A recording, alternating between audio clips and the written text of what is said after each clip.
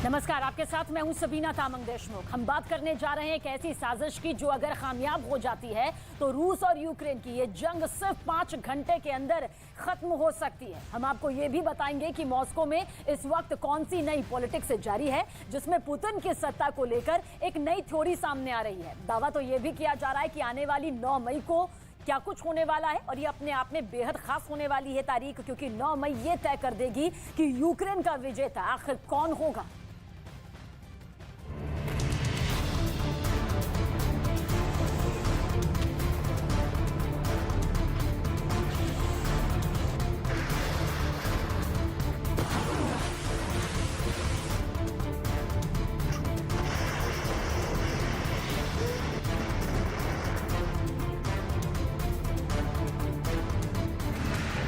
अगर पुतिन ने ठान लिया है तो पुतिन को कोई रोक नहीं सकता।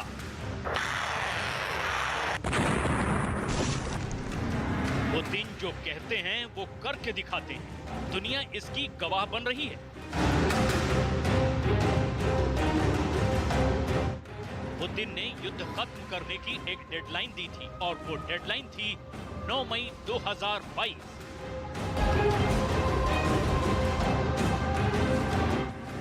9 मई ये वो तारीख है जब रूस में विक्ट्री डे की परेड निकलती है।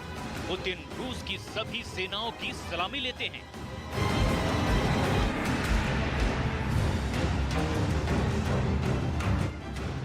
बात बहुत सीधी और एकदम साफ है। रूस के बड़े बड़े जनरलों और उनकी आर्मी के पास अब बस सिर्फ एक हफ्ते का वक्त है। ये एक हफ्ता यूक्रेन पर कहर बनकर टूटने वाला है।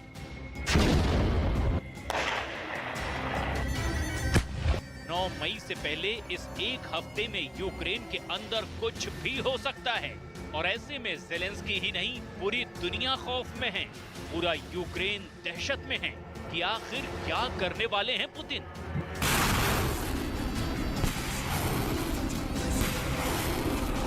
इस सवाल ने 9 मई को दुनिया की सबसे बड़ी डेडलाइन बना दिया है। देखिए, दुनिया के हर बड़े अखबार में 9 मई पर हेडलाइंस छप रही हैं और ये कयास लगाए जा रहे हैं कि पुतिन 9 मई से पहले क्या बड़ा ऑपरेशन करने जा रहे हैं। हमने पुतिन की वॉर स्ट्रेटेजी और रूस की सेना के मौजूदा अभियानों का गहराई से अध्ययन किया है और ये पता लगाया कि इस एक हफ्ते के अंदर यूक्रेन में कैसी खतरनाक तबाही मचने वाली है। पुतिन अब क्या करने वाले हैं।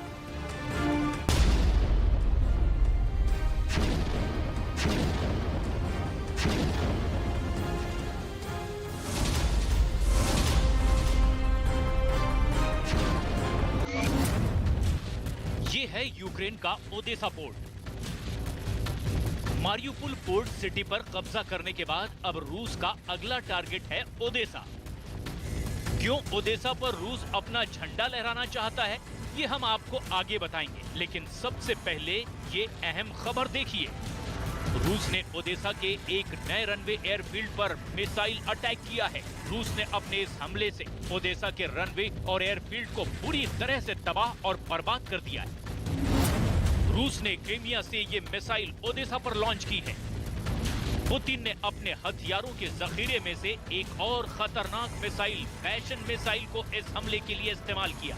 जिस मिसाइल से पुतिन ने यूक्रेन के पोर्ट सिटी ओदेसा का रनवे बर्बाद किया, ये उसी मिसाइल की तस्वीरें हैं।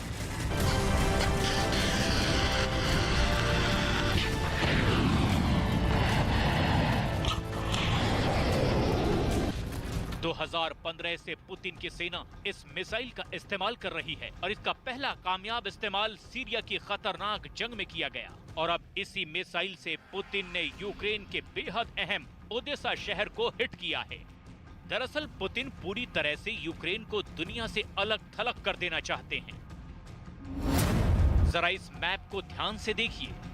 ओदेसा बंदरगाह यूक्रेन का मारियुपोल से भी ज्यादा महत्वपूर्ण बंदरगाह है।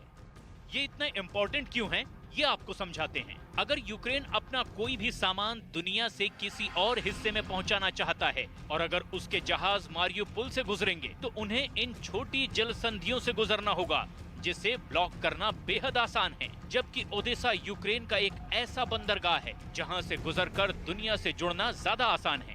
अब मारियुपोल पर कब्जा करने के बाद पुतिन ओडेसा पर कब्जा करना चाहते हैं ताकि हर तरह से यूक्रेन को दुनिया से काट दिया जाए। और इसीलिए पुतिन की आर्मी ने लगातार ओडेसा के ऊपर दबाव बना रखा है। ये तस्वीरें ओडेसा की ही हैं, जहां एक इमारत पर हमला करने के बाद यूक्रेन के लोग राहत और बचाव के काम में लगे हुए हैं।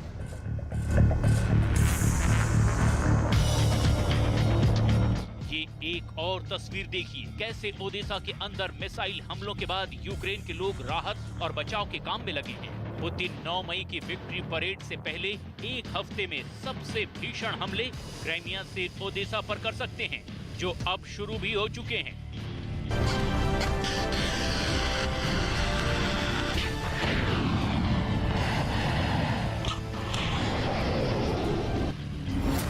ओडेसा के हाथ से निकलते ही यूक्रेन का संपर्क दुनिया से कट जाएगा, क्योंकि ओडेसा दुनिया के 100 से ज्यादा देशों के 600 से भी ज्यादा बंदरगाहों से जुड़ा हुआ है। 3 यूरोपीय व्यापार मार्ग ओडेसा से गुजरते हैं। इसके अलावा ओडेसा में रेल नेटवर्क और अंतर्राष्ट्रीय हवाई अड्डा भी है। ओडेसा पर कब्जा करने के बाद पूरे काले सागर पर पुतिन की फोर्स का वर्चस्व हो जाएगा और इसके बाद 9 मई को पुतिन ये ऐलान कर सकते हैं कि काला सागर पर रूस ने ऐतिहासिक विजय हासिल कर ली है। पुतिन की फोर्स ने अपनी विक्ट्री डे की रिहर्सल भी शुरू कर दी है, लेकिन पुतिन जब 9 मई को अपने देश को संबोधित करेंगे तो उनके स्क्रिप्ट क्या होगी, ये आगे आने वाले एक हफ्ते में रूसी फौज की कामयाबी से ही पता चल सकेगा। एक बात पूरे दुनिया के अखबारों में छप रही है कि पुतिन मोल्दोवा पर हमला कर सकते हैं। 9 मई तक अगर पुतिन ओडेसा पर दबाव बनाने में सफल हो जाते हैं तो ये बात कंफर्म हो जाएगी कि पुतिन के अगले निशाने पर मोल्दोवा है। लेकिन मोल्दोवा पर पुतिन की नजर आखिर क्यों है, ये अब हम आपको इस नक्शे की मदद से समझाते हैं। देखिए, यूक्रेन की सीमा से सटा हुआ है ये मोल्दोवा। मोल्दोवा को इसीलिए भी पुतिन का कहर झेलना पड़ सकता है क्योंकि मोल्दोवा ओडेसा के पास है। अमेरिका, फ्रांस और इजराइल को भी लगता है कि मोल्दोवा पर रूस कभी भी हमला शुरू कर सकता है, इसीलिए उसने मोल्दोवा में रहने वाले अपने नागरिकों को एक एडवाइजरी जारी करके मोल्दोवा छोड़ने के लिए कहा था। मोल्दोवा के डिप्टी पीएम तो पहले ही कह चुके हैं कि इस पूरे इलाके के लिए ये समय बहुत मुश्किल है। मोल्दोवा की सरकार इसीलिए डरी हुई है क्योंकि मोल्दोवा में ही एक इलाका है ट्रांसनिस्ट्रिया। ट्रांसनिस्ट्रिया की 453 किलोमीटर की सीमा यूक्रेन से सटी हुई है, लेकिन मोल्दोवा के लिए सबसे मुश्किल बात यह है कि ट्रांसनिस्ट्रिया की जनता का कुछ हिस्सा मोल्दोवा से अलग होना चाहता है। रूस इस इलाके पर भी अपना दावा करता रहा है। यहाँ पर भी विद्रोही मौजूद हैं जो यूक्रेन पर रूस के हमले के बाद से ही मोल्दोवा सरकार के खतरे की घंटी बजा रहे हैं। 1990 के दशक से ये इलाका आजादी की मांग कर रहा है। पिछले हफ्ते यहाँ एक हमला भी हुआ था जिसने मोल्दोवा सरकार को डरा दिया है। इसके अलावा पुतिन उत्तरी यूक्रेन से सटे देश बेलारूस से भी लगातार यूक्रेन पर दबाव बनाने की कोशिश में लगे हुए हैं। ब्रिटेन के रक्षा मंत्रालय ने बेलारूस पर आरोप लगाया था कि वो अपनी जमीन से यूक्रेन पर हमला करने के लिए रूस को हथियारों की सप्लाई लाइन दे रहा है। नेटो की तरफ से जासूसी करने वाले विमानों ने जो खुफिया जानकारी इकट्ठा की है, उसके मुताबिक यूक्रेन पर हवाई हमलों के लिए बेलारूस का उपयोग स्प्रिंग बोर्ड की तरह किया गया है। यूक्रेन की सेना की तरफ से पहले भी ये दावा किया गया कि उसने बेलारूस से अपने क्षेत्र की ओर दागी गई कई मिसाइलों को मार गिराया है। अब यूक्रेन ने भी रूस को चेतावनी दी है कि वो यूक्रेन पर हमले के लिए बेलारूस की जमीन का इस्तेमाल बंद करे। Загроза завдання противником ракетних ударів по об'єктах військової та цивільної інфраструктури по всій території України з території Республіки Білорусь, а також здійснення противником провокацій на зазначеній ділянці державного кордону України. लेकिन सवाल ये भी है कि क्या पुतिन 9 मई से पहले जो प्लान बना रहे हैं वो कामयाब हो जाएगा, क्योंकि अमेरिका अब इस लड़ाई में खुलकर यूक्रेन के साथ है, बल्कि वो इस मिशन में अब अपनी तरफ से क्यू में लगातार मदद भेज रहा है। अमेरिकी हाउस स्पीकर नैन्सी पेलोसी ने भी क्यू के अंदर जेलेंस्की से मुलाकात की है और ये आश्वासन दिया है कि अमेरिका यूक्रेन की मदद करता रहेगा। यानी 9 मई को पुतिन जो विक्ट्री परेड निकालने वाले हैं उसमें रूस को कितनी विजय मिलने वाली है, ये इस बात पर तय होगा कि अमेरिका यूक्रेन की कितनी मदद किस हद तक कर पाता है। देखिए, यूक्रेन के हमलों ने राजधानी कीव और उसके आसपास के शहरों को क्या कुछ कर दिया है, वो हाल सभी के सामने है। अब उसकी असल तस्वीर दुनिया के सामने आ रही है। यूक्रेन के इरपिन शहर से दिखाते हैं न्यूज 18 के रिपोर्टर जनक दवे की ये एक्सक्लूसिव रिपोर्ट। रूसी सेना की बर्बरता की बहुत सी कहानी है रूसी यूक्रेन जंग में, लेकिन आज हम आपको इरपिन की वो कहानी बता रहे हैं जिसमें देख सकेंगे आप कि कैसे रूसी सेना ने आम सिविलियन को चुन चुन कर निशाना बनाया था। जब इरपिन पर रूसी सेना ने हमला किया तब लोग घर छोड़कर अपने परिवार के साथ गाड़ियों में भागना शुरू किए, लेकिन वो इतने खुशकिस्मत नहीं रहे। एक एक करके गाड़ियों को निशाना बनाना शुरू कर दिया, और गाड़ियां भी कितनी, एक नहीं दो नहीं। आज आप उन तस्वीरों को हम दिखाएंगे न्यूज़ 18 इंडिया के स्क्रीन पर कि गाड़ियों का पूरा पहाड़ यहाँ पर बन गया है। ये गाड़ियाँ आप गिन लीजिए, ये गाड़ियाँ देख लीजिए, यहाँ पर कितने लोग इरपिन छोड़कर अपने परिवार के सभी सदस्यों के साथ भागने की कोशिश कर रहे थे। एक एक गाड़ियों को गोला बारूद से निशाना बनाया गया। ये देखिए, ये तिजोरी भी है जहाँ पर परिवार ने अपनी जो भी बचत रखी होगी, जो भी सेविंग की होगी, उसको लेकर वो अपने साथ भाग रहे थे। लेकिन ये तस्वीरें बता सकती है आपके कि किस तरीके की बर्बरता उस समय बरती गई। चाहे छोटी गाड़ी हो, बड़ी गाड़ी हो, सभी गाड़ियों को एक एक करके चुन चुन कर निशाना बनाया गया। उन्होंने सिविलियंस को निशाना बनाया गया। ये युद्ध की सबसे कहे कि ये सही बात नहीं होती। युद्ध में सेना के सामने लड़ती है, आम लोगों को निशाना नहीं बनाया जाता। लेकिन इरपिन की ये तस्वीरें देख लीजिए, ये इरपिन के ब्रिज पर की वो दर्दनाक कहानी आज आपको टीवी स्क्रीन पर बता रहे हैं, जहां गाड़ियों का एक पहाड़ बन चुका है। ये जो गाड़ियां हैं उनमें इरपिन के लोग अपने परिवारों के साथ निकले थे। सबसे बड़ी जो मास किलिंग हुई वो बूचा और इरपिन में, और यही इरपिन की तस्वीरें हैं जहां पर गाड़ियों पर गोलियां दागी गई, बेशुमार गोलियां दागी गई। चाहे कहे कि गोले दागे गए, गाड़ियां छोड़ी ही नहीं गई, आग के हवाले कर दी गई।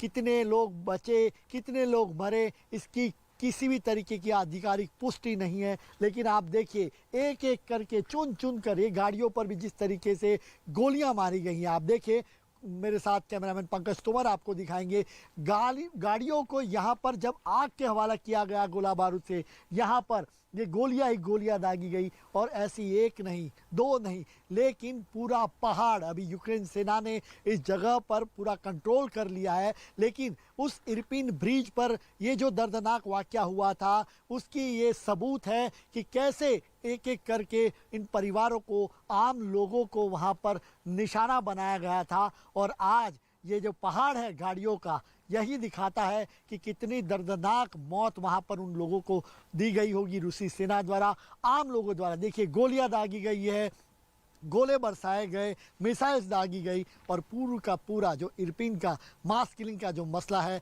बूचा के साथ साथ, वो आज भी यूक्रेन के जो दर्दनाक किस्सों में एक गिना जाता है। और यही दिखाता है ये तस्वीरें कि आप देखो, गाड़ियों का पहाड़ है, इसके पीछे दर्दनाक कहानियां हैं, और रूसी सेना की बर्बरता साफ तौर पर दिख रही है।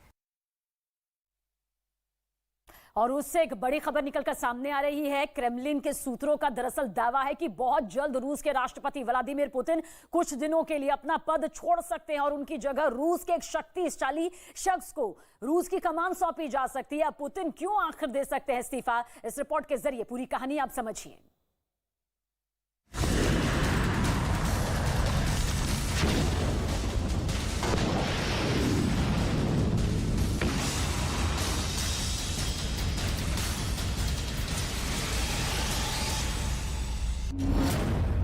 यूक्रेन के खिलाफ अब और भी बड़ी जंग होगी।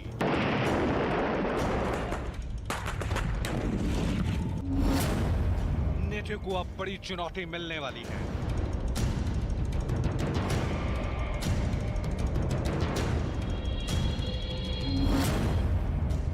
यूक्रेन पर कहर बरपाएगा रूस का नया कमांडर।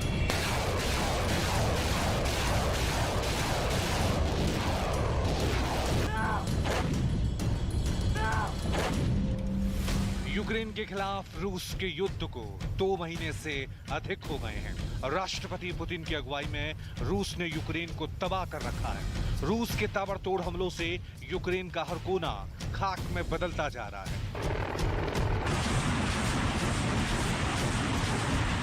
लेकिन अब इससे भी बड़ा हमला होने वाला है। यूक्रेन का हाल अब और बुरा होने वाला है, क्योंकि रूस के लिए इस युद्ध की कमान संभालने वाला है एक ऐसा शख्स जिसका नाम है निकोलाई पात्रुशेव। निकोलाई के बारे में बताने से पहले आपको बताते हैं आखिर वो क्या वजह है कि पुतिन की जगह निकोलाई को कमान मिलने वाली है। क्रेमलिन सूत्रों की माने तो पुतिन की तबीयत बेहद खराब है और वो पेट के कैंसर से पीड़ित हैं, जिसके लिए उनका तत्काल ऑपरेशन करना बेहद जरूरी है। खबरों के मुताबिक डॉक्टर ने पुतिन को फौरन ऑपरेशन करने की सलाह दी है। हालांकि ऑपरेशन कब होगा इसकी तारीख अभी तय नहीं है, लेकिन इतना जरूर माना जा रहा है कि 9 मई को विक्ट्री डे समारोह के बाद किसी भी दिन पुतिन अपना ऑपरेशन करा सकते हैं।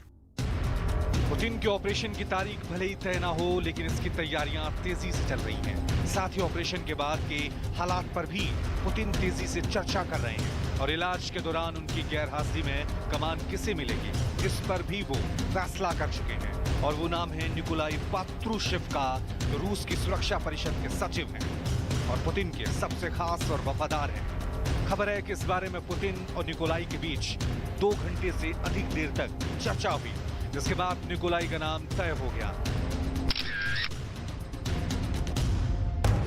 यूक्रेन के साथ युद्ध के बीच पुतिन की तबीयत का खराब होना और कुछ वक्त के लिए निकोलाई को कमान मिलना इसलिए भी अहम है क्योंकि कहा जाता है कि निकोलाई ही वो शख्स हैं जिन्होंने पुतिन को यकीन दिलाया था कि यूक्रेन की सरकार नव नाजीवाद से भर गई है और रूस के खिलाफ बड़ी साजिशें कर रही है।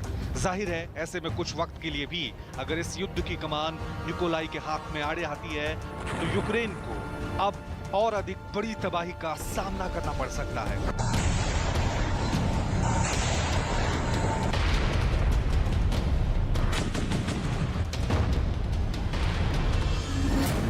निकोलाई पात्रुशेव कट्टर राष्ट्रवादी हैं और पिछले 14 साल से रूस की सुरक्षा परिषद के सचिव हैं।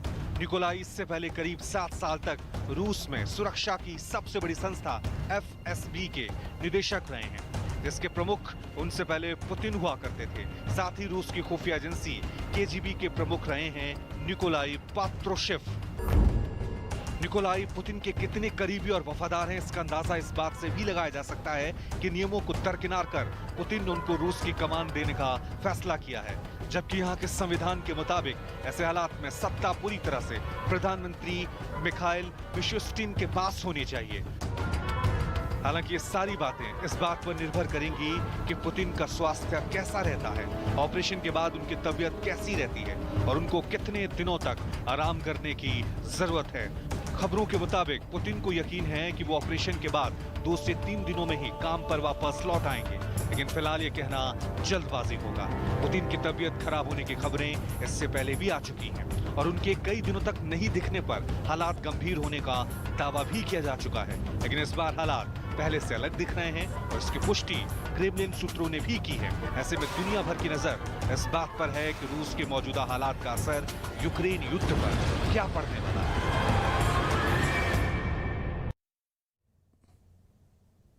तो इन रिपोर्ट्स के जरिए आप ये समझ गए होंगे कि किस तरह के हालात रूस यूक्रेन युद्ध को लेकर बन रहे हैं। ज्यादा जानकारी के लिए, कुछ और फैक्ट्स के लिए मेरे सहयोगी रवि की तरफ रुख करते हैं। Over to you Ravi. 2 महीने से ज्यादा चल रहे रूस और यूक्रेन युद्ध में दोनों देशों की तरफ से बड़े नुकसान का दावा किया जा रहा है। यूक्रेन ने दावा किया कि महायुद्ध में रूस के 23,000 सैनिकों की मौत हुई है, तो वहीं रूस की 2,418 बख्तरबंद गाड़ियां भी तबाह हुई हैं। इतना ही नहीं, जंग में रूस की करीब 1,700 गाड़ियां और 900 से ज्यादा टैंक तबाह किए गए हैं। यूक्रेन का दावा है उसने महायुद्ध में रूस की 435 तोपें तबाह कर दी हैं, जबकि 187 विमानों और 155 हेलीकॉप्टरों को मार गिराया है। यूक्रेन ने रूस के 151 मल्टीपल रॉकेट लॉन्चर तबाह करने का भी दावा किया है। तो इस महायुद्ध में जेलेंस्की की मदद करने वाले देशों पर रूस भड़क गया है। रूस का गुस्सा सामने आया है। रूस के विदेश मंत्री ने एक इंटरव्यू में अमेरिका समेत नेटो देशों को सख्त चेतावनी देते हुए कहा कि यूक्रेन को हथियारों की मदद ना की जाए। रूस ने कहा कि हथियारों की आमद से युद्ध और ज्यादा भड़क रहा है। देखिए यह खास रिपोर्ट।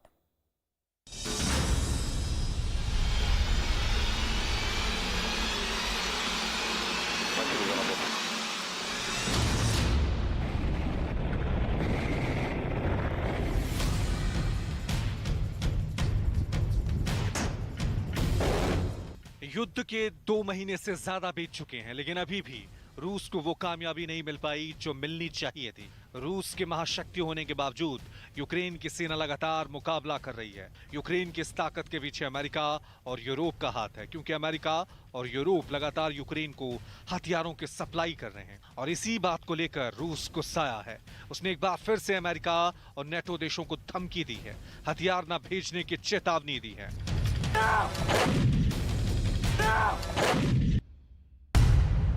रूस की अमेरिका और नेटो को चेतावनी।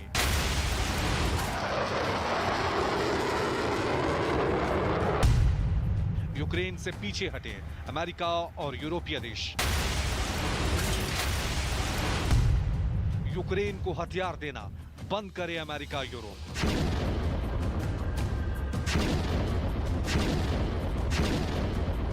रूस के हमले के बाद यूक्रेन की मदद के लिए अमेरिका और नेटो देशों ने पूरी ताकत झोंक दी है। हथियारों का जखीरा पहुंचाया जा रहा है। इसी को लेकर रूस ने अमेरिका और यूरोप को चेतावनी दी है। चीन की समाचार एजेंसी को दिए गए इंटरव्यू में रशिया के विदेश मंत्री सर्गेई लावरोव ने कहा है कि अमेरिका और नाटो यूक्रेन में वाकई में शांति चाहते हैं तो वो यूक्रेन को गोला बारूद की आपूर्ति बंद कर दे, क्योंकि हथियारों की आमद से यूक्रेन की जंग और भीषण होने की आशंका पैदा हो गई है। दरअसल पश्चिमी देशों की मदद के बाद यूक्रेन के पास एक से बढ़कर एक ऐसे घातक हथियार हो चुके हैं जिनसे रूसी सेना का मुकाबला किया जा रहा है। खुद दुनिया के सबसे ताकतवर वॉर मशीनरी रखने वाले पुतिन आखिर क्यों यूक्रेन पर पूरी ताकत से हमला नहीं कर पा रहे हैं? इसे समझने के लिए यूक्रेन के उस रक्षा कवच को समझना होगा जिसे एक साथ खुद कई देशों ने मिलकर तैयार किया है। अमेरिका, यूरोप और नेटो। ये यूक्रेन के लिए एक ऐसी ताकत है जिसने अभी तक पुतिन की सेना के खिलाफ यूक्रेन को युद्ध में न सिर्फ बनाए रखा है, बल्कि इन्हीं देशों से मिले हथियारों की बदौलत रूस को लगातार बड़े नुकसान का दावा किया जा रहा है। खुद जेलेंस्की ने इस बात का दावा किया कि वो जल्द ही रूस के कब्जे वाले इलाके में यूक्रेन का झंडा फहरा देंगे। Активно комунікуємо з партнерами для посилення санкцій проти Росії за Маріуполь, за всі зруйновані міста, громади України, за воєнні злочини проти наших людей, за ракетні та авіаудари по території України. रूस के खिलाफ इस जंग में यूक्रेन भले ही छोटा देश हो, लेकिन उसको यूरोपीय देशों से मदद मिल रही है। अभी अमेरिका ने हॉवित्जर तोप की एक बड़ी खेप यूक्रेन को भेजी है। ये सबसे घातक तोप माने जाते हैं।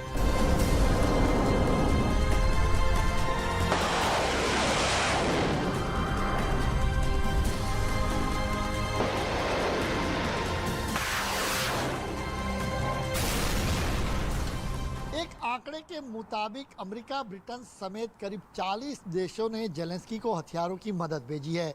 अब तक 60,000 करोड़ रुपए की हथियार जेलेंस्की को दिए जा चुके हैं। दावा ये भी है कि आने वाले दिनों में इससे कई गुना ज़्यादा हथियार जेलेंस्की को मिलने वाले हैं।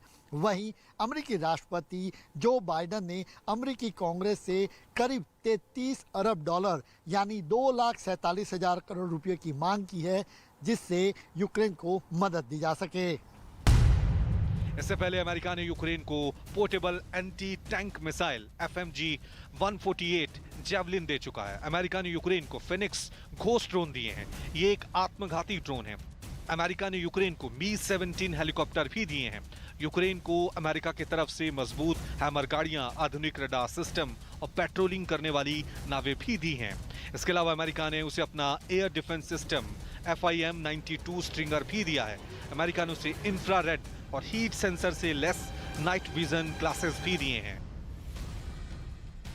अमेरिका और यूरोपीय देशों से मिल रहे हथियारों की बदौलत जंग में ज़ेलेंस्की की सेना रूस के सैनिकों का मुकाबला कर रही है, लेकिन अब रूस के विदेश मंत्री ने हथियारों की मदद को लेकर चेतावनी दे डाली है। ऐसे में देखना यह होगा कि इस धमकी का अंजाम क्या होता है।